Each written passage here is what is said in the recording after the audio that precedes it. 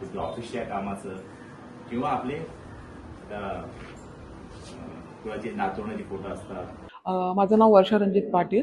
मी गेल्या डिसेंबर 2024 मध्ये माझं कंप्लेंट रजिस्टर केली होती रिगार्डिंग मोबाईल लॉसबद्दल। आणि मला विदिन 3 मंथ्स मला पोलिसांकडून कॉल आला म्हणजे 2 दिवसाआधी की तुमचा मोबाईल स्ट्रेस झाला आहे म्हणून। आणि त्यांनी केलेल्या सहकार्याबद्दल मी त्यांचा खरोखर आभारी आहे। And thank you so much once again to the Ghansoli police station, Koparkhairane police station. मी सुनील पोखराज जैन। 27 फेब्रुवारी रोजी मी मोबाईल हरवल्याची तक्रार दिली होती कोपरखैरणे पोलीस स्टेशनमध्ये। तर आमचे कोपरखैरणेचे वरिष्ठ पोलीस निरीक्षक औदुंबर पाटील साहेब आणि तसेच आमचे सगळे कोपरखैरणेचे पोलीस अधिकारी ज्यांनी आमच्या कोपरखैरणे शहराच्या संरक्षणाची जबाबदारी घेतली आहे, ती जबाबदारी ते व्यवस्थितपणे पार पाडतायत। आणि त्यासाठी आम्हाला अभिमान वाटतो की आमचे सिनियर साहेब आणि पोलीस अधिकारी आमच्यासाठी सदैव प्रयत्न करत आहेत।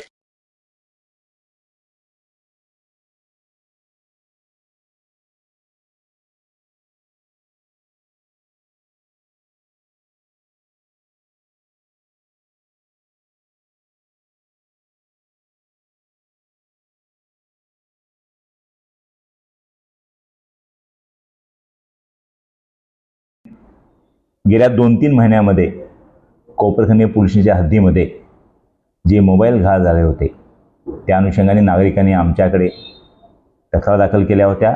त्या तक्रारी CIER पोर्टलवर आम्ही नोंदणीकृत केल्या होत्या। आमच्याकडे सायबर सेल म्हणून खास एक पथक तयार केलं आहे। त्याचे इंचार्ज PSI टाकळे, मोरे व ढाणे असे 3 ते सेल बघतात। तर सदर मोबाईलचं ट्रेकिंग केल्यानंतर तर आम्हाला 21 तक्रारदारांचे मोबाईल आम्ही हस्तगत केले। सदर मोबाईल हे आपल्या राज्यातून परराज्यातून हस्तगत केले। साधारण 21 मोबाईलची मार्केट व्हॅल्यू 4 ते 4.5 लाख रुपये आहे।